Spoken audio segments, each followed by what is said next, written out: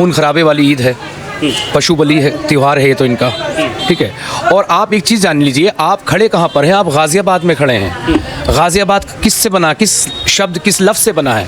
ये बना है गाज़ी से। गाज़ी की उपाधि उसको मिलती है जिसने बहुत ज़्यादा गैर मुस्लिमों को, काफिरों को, मुशरिकों को, मुनाफिकों को, मुर्तदों को मारा हो, काटा हो, उसे कहा जाता है गाज़ी।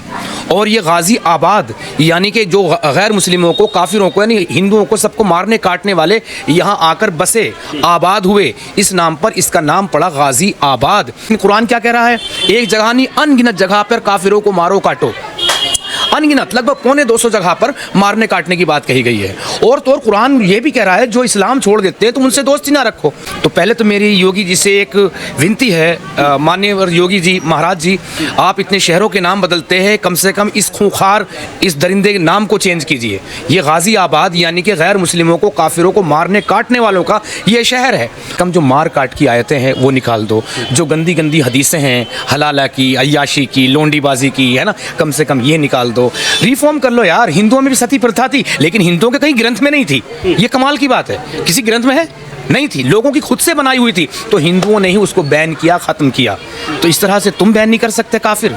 उत्तर प्रदेश के गाजियाबाद के खोड़ा थाना क्षेत्र के अंतर्गत ईद के दिन असद नाम के युवक ने अपने साथियों के साथ मिलकर सूर्य प्रताप चौहान के साथ ऐसी घटना कर दी जिसके बाद पूरे देश में सनसनी फैल गई। और लगातार इस घटना के बाद पूरा परिवार जो है वो गमगीन था और लगातार प्रशासन से, योगी सरकार से उन आरोपियों के एनकाउंटर की मांग कर रहा था। और हुआ भी ऐसा ही, बिल्कुल ठीक इसी तरीके से हुआ। असद ने सूर्य प्रताप को बुलाया और उसको कहा कि क्या तुमने कभी बकरा हलाल होते हुए देखा है? तो उसने कहा नहीं, मैंने कभी बकरा हलाल होते हुए नहीं देखा। ईद का दिन था तो असद ने अपने साथियों के साथ मिलकर सूर्य को साइड ले गए और उसके बाद कहासुनी होती है। और उसके बाद असद जो है सूर्य के ऊपर ताबड़तोड़ चाकू से हमला कर देता है। इस घटना में सूर्य को अस्पताल में एडमिट कराया जाता है, लेकिन अस्पताल में एडमिट होने के बाद अगले दिन सूर्य की जान चली जाती है। उसके बाद असद का भी पुलिस मुठभेड़ में एनकाउंटर हो गया है। मेरे साथ इरोज आलम है जो एक्स मुस्लिम है, पहले मुस्लिम हुआ करते थे लेकिन अब एक्स मुस्लिम के तौर पर इरोज आलम को जाना जाता है। इरोज आलम, आप कैसे देख रहे हैं ईद, जिसको कहा जाता है खुशियों का त्यौहार, मीठा बांटने का त्यौहार, मोहब्बत का त्यौहार, उस ईद के दिन आखिरकार ये कैसी मानसिकता असद की रही कि अपने साथियों के साथ मिलकर उससे पूछता है कि क्या तुमने कभी बकरा हलाल होते हुए देखा है? जब सूर्य बोलता है कि नहीं, तो उसके बाद उसको बताता है कि देखो ऐसे बकरा हलाल होता है।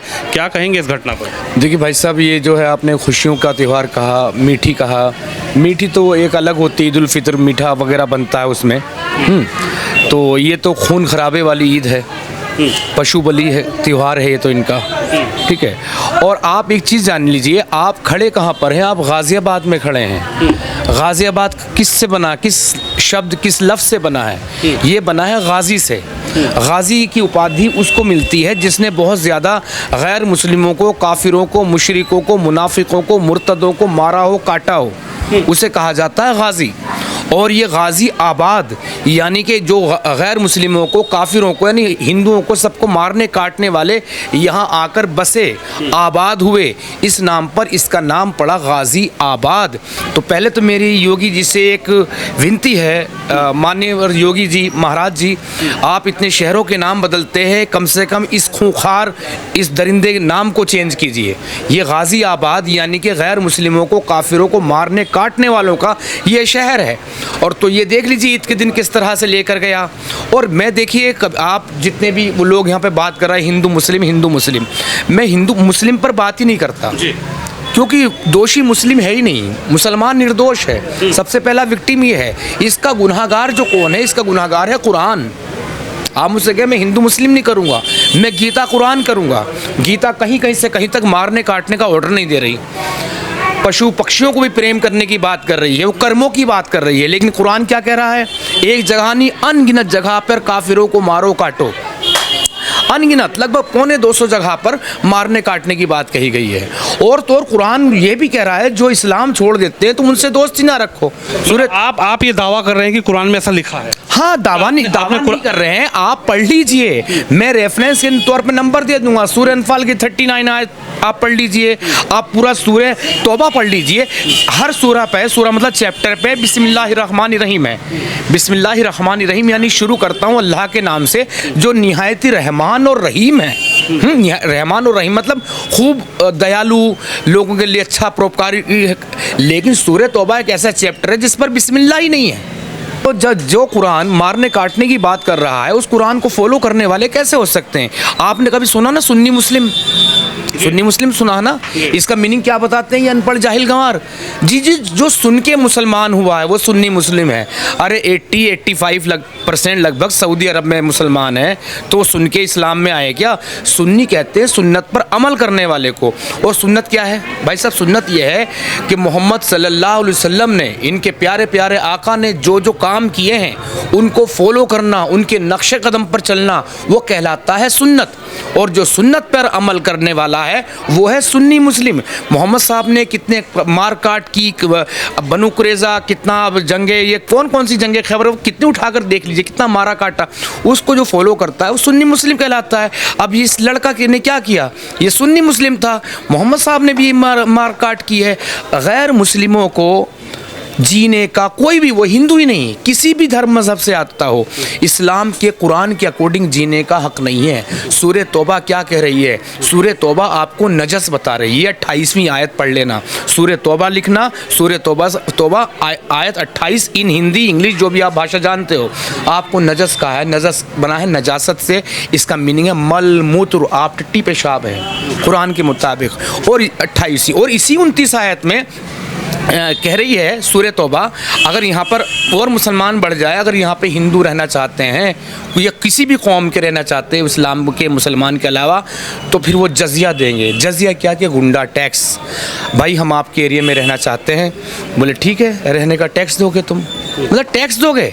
हाँ, लेकिन तो भाई साहब अब ये जो हुआ है, सवाल यही है कि इस घटना से आपने इतनी बड़ी बातें बताई हैं, तो इस घटना से कह रहे हैं कि युवा थे दोनों, पहले भी कभी दोनों के बीच में तू मैं हुई थी, लेकिन इस बात की लोग निंदा कर रहे हैं कि उसको, असद को ऐसा नहीं करना चाहिए था कि वो, अगर तू मैं हुई थी या फिर कोई बहसबाजी पहले हुई थी या कोई विवाद दोनों में था, यारी दोस्ती का विवाद था, किसी भी चीज़ का विवाद था, लेकिन उसको बुलाकर और ईद वाले दिन, खासकर ईद वाले दिन उसके संग जो घटना करी है, इसको लेकर लोग निंदा कर रहे हैं कि ईद वाले दिन ये घटना क्यों की। अच्छा, उस घटना करने के बाद उसको कोई अफसोस था?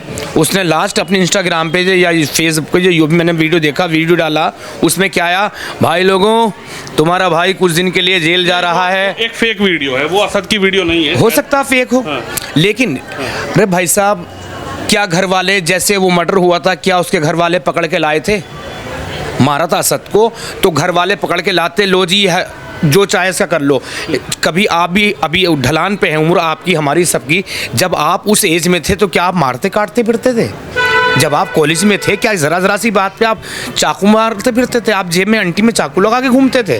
खुद सोचिए, यही एक कौम क्यों भाई साहब? इसलिए कि जो बचपन से ही जो शिक्षा दी जाती है वो शिक्षा इतनी कट्टरता की दी जाती है। कोई भी लेडी होती है जब माँ बनती है तो उसके लिए सबसे पहला खुशी का लफ्ज़ होता है मेरा बच्चा मुझे माँ कहे। लेकिन मुस्लिम ख्वातीन जो है माँ से खुश नहीं होती, सबसे पहले बच्चे से कहलाती है बेटा अल्लाह हूँ, बोल बेटा अल्लाह, यहाँ से उनकी शुरुआत होती। फिर बेटा बोल सुभान अल्लाह, बोल दीन है इनका, ईमान है इनका। अरे भाई यहाँ ही से तो कट्टरता होती है। आप किसी भी हिंदू से चाहिए, 12 साल का लड़का हो, 12 साल का बच्चा, बेटा मैं जो हूँ मुसलमान हूँ तो मैं क्या हूँगा? कुछ नहीं कहेगा। जैसे कि आप किसी मुसलमान पाइए 10 साल का बच्चा भी, बेटा मैं इस्लाम को नहीं मानता, तुम जहन्नुम में जाओगे। जो कट्टरता है ना, जब बचपन से नीचे की टोपी काट के ऊपर उड़ाई जाती तो ये सील लगा दी जाती है कि तुम इस्लाम में आ चुके हो, तुम इसी तरह से ऐसे ही जियोगे, ऐसे इसी तरह से जियोगे। तो कुल मिला के देखिए भाई साहब, मैं तो इतना जाना हूँ, जब तक ये कुरान इस दुनिया में मौजूद है, इस दुनिया में सुख शांति चैन अमन हो नहीं सकता। क्रिश्चियन भी कन्वर्जन बहुत कर रहे हैं, मैं इसकी आइडियोलॉजी के बिल्कुल ख़िलाफ़ हूँ, मगर उन्होंने अपने ओल्ड टेस्टामेंट बहुत ज़्यादा चेंज किए हैं। तो कुरान को मैं नहीं कहता तुम मेरी तरह इस्लाम छोड़ दो, सब चीज़ें कम से कम जो मार काट की आयतें हैं वो निकाल दो, जो गंदी गंदी हदीसें हैं हलाला की, अय्याशी की, लोंडीबाजी की, है ना, कम से कम ये निकाल दो, रिफॉर्म कर लो यार। हिंदुओं में भी सती प्रथा थी, लेकिन हिंदुओं के कहीं ग्रंथ में नहीं थी, ये कमाल की बात है। किसी ग्रंथ में है नहीं थी, लोगों की खुद से बनाई हुई थी, तो हिंदुओं ने ही उसको बैन किया, ख़त्म किया। तो इस तरह से तुम बैन नहीं कर सकते काफिर। अच्छा एक बात बताइए, इस पूरे मामले में उत्तर प्रदेश के मुख्यमंत्री योगी आदित्यनाथ से लगातार गुहार लगाई जा रही थी। कहा जा रहा था कि साहब योगी सिर्फ बातें करते हैं, योगी जो कहते हैं क्या इस मामले में वो देखा जाएगा। तो यूपी पुलिस ने उसको रोकने का प्रयास किया। वो इस पूरी घटना के बाद असद अपने एक साथी के साथ बाइक पर खोड़ा आने का प्रयास कर रहा था, जैसा कि अधिकारी बता रहे हैं। और जब टीम उसको ढूंढ रही थी, कई टीमें बनाई गई थी प्रशासन की तरफ से, तो वसुंधरा गाजियाबाद के वसुंधरा में उसकी बाइक देखी गई, उसको रोकने का प्रयास किया गया और उसने तुरंत पुलिस पर क्रॉस फायरिंग कर दी। तो पुलिस पर जब फायरिंग हुई तो पुलिस ने आत्मरक्षा में जब उस पर गोली चलाई तो असद का इनकाउंटर हुआ। हालांकि असद उस समय घायल था, लेकिन घायल अवस्था में जब वो अस्पताल जाता है तो असद उस इनकाउंटर में ढेर हो जाता है। योगी आदित्यनाथ के लिए आप क्या कहेंगे? देखिए योगी जी तो वो तो एक संत है, एक सन्यासी बाबा हैं, उन्हें कोई मुख्यमंत्री भी नहीं कहता, महाराज जी बोलते हैं। वो तो मतलब उत्तर प्रदेश का भाग्य है कि ऐसा मुख्यमंत्री मिला। और ये उत्तर प्रदेश के मतलब समझ लीजिए कुछ साधना है, ऋषि मुनियों की, साधु संतों की भूमि है, जो हमारे योगी जैसे मुख्यमंत्री इस धरती पे आए। लेकिन मैं एक बात कहना चाहूँगा कि योगी जैसे हमें सीएम ही नहीं, हमें एक एक एमएलए, एक एक एमपी, एक एक मंत्री, मुख्यमंत्री, हमें अपना प्रधानमंत्री, हमें गृह मंत्री, वो सारे के सारे योगी जी के मॉडल पर चलने वाले चाहिए। और सीखना चाहिए सबको इजराइल से सीखना चाहिए। अगर इजराइल अपने वजूद की लड़ाई लड़ रहा है, अभी आप देख रहे हैं हम तो 100 करोड़, हम तो 90 करोड़ है। अरे ऐसी की तेजी में जाओगे 100 करोड़ 90 करोड़। आप देख लीजिए जब मोदी जी ने मनाया था ना आज़ादी का अमृत महोत्सव 75वें साल पूरा होने पर, हाँ, तो मैंने उसे विश्व महोत्सव जब वो नाम दिया था। क्यों? क्योंकि आप 75 साल में देख लीजिए, जब देश का बंटवारा हुआ मुस्लिम थे 3.5 करोड़, 3 से 3.5 करोड़, हिंदू थे 30 से 35 करोड़। सरकारी आंकड़ा बिल्कुल सरासर तौर पर गलत है, 30 करोड़ से कम नहीं है।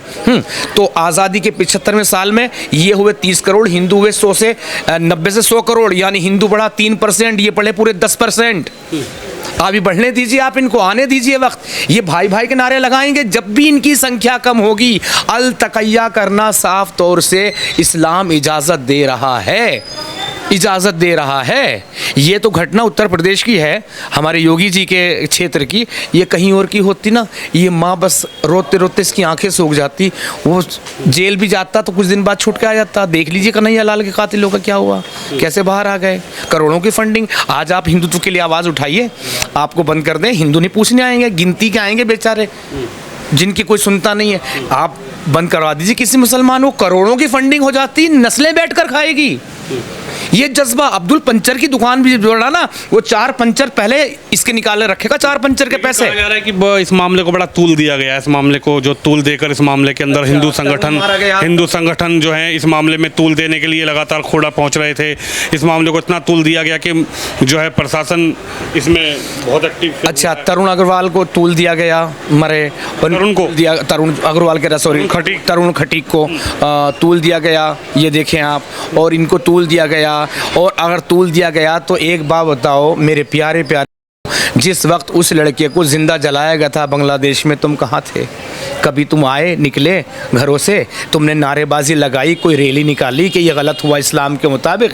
फिर उसके बाद जो एक घटना घटी, एक महिला के साथ रेप किया गया, फिर प्रेग्नेंट थी, पूरे 9 मंथ के आसपास थी, उसको मारा गया, उसका पेट फाड़ के बच्चा निकाला गया और उस बच्चे को पत्थर से मारा गया। क्या तुम में से कोई आवाज़ आई?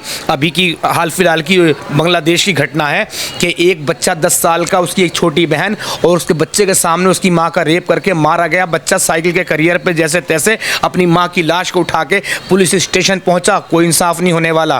क्या तुमने कभी आए हो तुम इस बात पर?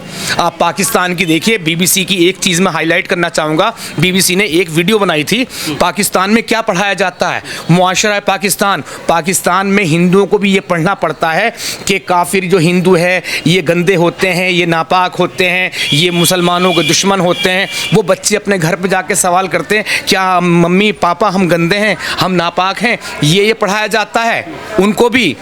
मतलब किसी भी तरह से कन्वर्ट कर लें। कभी इस पर ये आवाज़ उठाते हैं मौलाना, उठा रहे हैं ना आवाज़, तो मुस्लिम समाज कह रहा है कि हमारा क्या लेना देना उसने किया, और पुलिस नहीं, अगर लेना देना नहीं तो मैं एक चीज़ कहूँगा उसकी लाश की जिम्मेदारी मैं लेता हूँ। मुस्लिम नहीं है तो मैं एक सुअर जो नया ताज़ा कटा हुआ होगा उसकी लाश को सुअर के साथ दफनाना चाहूँगा। क्या मुस्लिम समाज तैयार होगा? मुस्लिम समाज तैयार होगा अगर मैं उसकी लाश को सुअर के साथ दफनाऊं? जो ये असद अगर आप उसे मुसलमान नहीं मानते, आप कंडम करते हैं कि मुसलमान नहीं, ये आतंकवादी था, ये जिहादी था, हालांकि जिहाद की तो अल्लाह की राह में करो, कुरान साफ तौर से कह रहा, दहशतगर्द था तो इजाज़त दो, उसकी लाश मेरे हवाले करो, मैं सुअर के साथ दफनाऊंगा। लेकिन फिर जनाजे की इसकी नमाज होगी और देखना उसकी जनाजे की नमाज में कितने मुसलमान होंगे। APJ कलाम की जनाजे की नमाज में कितने थे, और वो याकूब मेमन उसकी जनाजे की नमाज में कितने थे, देख लीजिए। लेकिन इमरोज भाई, इसी देश में तो भाईचारे की भी तो बात होती है। अगर इस तरीके से चीजें होंगी तो फिर वो जो भाईचारा की बात सिर्फ हिंदू करता है, सिख करता है, जैन करता है, बौद्ध करता है, पारसी करते हैं, या कुछ आस्तिक नास्तिक अलग टाइप के जो वो कर लेते होंगे। हाँ, मुसलमान से भाईचारे की बात नहीं कर सकता। ये भाईचारे की बात करता है, ये भाई भाई के नारे लगाता है वहीं पर जहाँ इसका संख्या बल कम है, जहाँ इसकी ताकत कम है, ये वहाँ पर भाई भाई के नारे लगाएगा। लगवाइए इनसे बांग्लादेश में, पाकिस्तान में, अफगानिस्तान में, भारत में, मुर्शिदाबाद में, मेवात में, जहाँ जहाँ इनकी जनसंख्या बहुत ज़्यादा है, लगवाइए भाई भाई के नारे। ऐसी तैसी में गया इनकी नज़र में भाईचारा। मेरे साहब, मैं जब मुसलमान हुआ करता था, मैंने अपने दोस्तों से पूछा बिजनौर में, मैंने यार देखो ये बात गलत है, सेकुलर। बोले नहीं भाई, इस्लाम सेकुलर नहीं, हम सेकुलर नहीं, हम तुम में से है ही नहीं भाई। इन्होंने इतना अलग कर लिया, रोटी दुनिया सीधे तवे बनाती है, उल्टे तवे बनाते हैं। दुनिया दाढ़ी, सरदारों की दाढ़ी कितनी अच्छी लगती, कितनी खूबसूरत मूछें बड़ी बड़ी, इन्होंने मूछें कटवा दी, हम अलग दिखाई दे। नीचे की टोपी काट के ऊपर लगा ली, हम इनसे अलग दिखाई दे। पजामा ऊंचा कर लिया ताकि हम इनसे अलग दिखाई दे। कुर्ता बड़े भाई का पहन लिया ताकि हम इनसे अलग दिखाई दे। ये सबसे अलग थलग दिखने वाली कौम है। तो भैया इनसे कहो तो तुम कोई अलग ही अपना देश बना लो यार, खत्म करो यहाँ से, खत्म। दीपक मोहम्मद जैसे लोग भी तो इस देश में नहीं, यही तो बेड़ा गर्क है। ये तो मुसलमानों से ज्यादा खतरनाक है। ये तो मोहम्मद दीपक तो कह रहा है कि इस तरीके से देश थोड़ी चलेगा, बजरंग दल के गुंडे देश थोड़ी ना, तो वो देश चलाएगा भाई। ये जितना ये आस्तीन के सांप है। एक लाइन कहना चाहूँगा, आप बीप लगा लेना, कि मैंने बहुत पहले कहा था, लाइफ में हिंदुओं के लिए खास तौर से, लाइफ में बन जाओ लेकिन लिब्रांडो कभी मत बनना। सिर्फ और सिर्फ अपनी मरवाओगे, लेकिन सेकुलर लिबरल लिब्रांडो बन के तुम अपने साथ साथ अपने पूरे देश, अपने पूरे समाज की मरवाओगे। आप एक एक्स मुस्लिम हैं, आप बिल्कुल आखिरी सवाल ये है कि क्या इस घटना को आप कैसे देख रहे हैं? उसका एनकाउंटर हो गया और 48, 50, 72 घंटों के अंदर ही ये पूरे इस मामले को पुलिस ने सुलझाया और पुलिस मुठभेड़ में वो मारा गया। योगी आदित्यनाथ CM है, क्या आप कहेंगे इसको? देखिए भाई साहब, योगी है तो मुमकिन है। अब मैं खुद दिल्ली में रह रहा था, दिल्ली से मैं आके दिल्ली NCR में योगी जी के क्षेत्र में खुद आके बसा हूँ। कब कितनी धमकी आती है, मुझे भी मार दे, लेकिन इतनी तो खुशी रहेगी अगर आत्मा देखती है तो मुझे मारने वाले भी 72 हूरों की गोद में फटाक से जाके गिरे। हाँ, तो ये जो योगी जी ने किया वाकई सराहनीय है। और जब मैंने पूछा था कि तरुण खटीक के कातिलों को इस तरह क्यों नहीं, अरे नहीं वो दिल्ली है, बात वर्ल्ड लेवल पर जाएगी। अरे ये साली, ये बात वर्ल्ड लेवल पर नहीं गई, किसी मुसलमान ने किसी हिंदू को मार दिया, ये वर्ल्ड लेवल पर नहीं गई। ये वर्ल्ड लेवल पर नहीं जानी चाहिए कि एक मुस्लिम का एनकाउंटर हो गया। ये कहाँ का इंसाफ है भाई? हमें योगी जी जैसे CM हर स्टेट में चाहिए, हमें हर MLA ऐसे चाहिए, हमें MP ऐसे चाहिए, हमें कारपोरेटर ऐसे चाहिए, हमें अपने गांव का एक प्रधान भी ऐसा ही चाहिए। बस ये क्या। हमारे साथ इमरोज आलम है और पूरी तस्वीर आपने देखी है कि किस तरीके से शुरुआती दौर से हम इस खबर को प्रमुखता से दिखा रहे हैं। और उसके बाद जब फोर्टिस अस्पताल में सूर्य प्रताप चौहान की मृत्यु हो जाती है, परिवार थपक थपक के रो रहा था। और शुरुआती दौर से ही हिंदू संगठन हो या फिर सामाजिक संगठन हो या उसका परिवार हो, पूरी तरीके से मुख्यमंत्री से गुहार लगा रहे थे। और हुआ वही, असद जो है अपने साथी के साथ भाग रहा था और पुलिस की टीम ने इसको रोकने का प्रयास किया तो उसने फायरिंग कर दी। और फायरिंग में जब पुलिस की टीम पर वो फायरिंग कर रहा था इधर से पुलिस ने भी क्रॉस फायरिंग की अपने बचाव में। एक पुलिसकर्मी खोड़ा थाने के जो हैं वो सिपाही वो अभी अस्पताल में एडमिट हैं, घायल हैं, लेकिन इस पूरे मामले में असद का इनकाउंटर हो गया। कैमरामैन शिवम यादव के साथ विनोद शर्मा।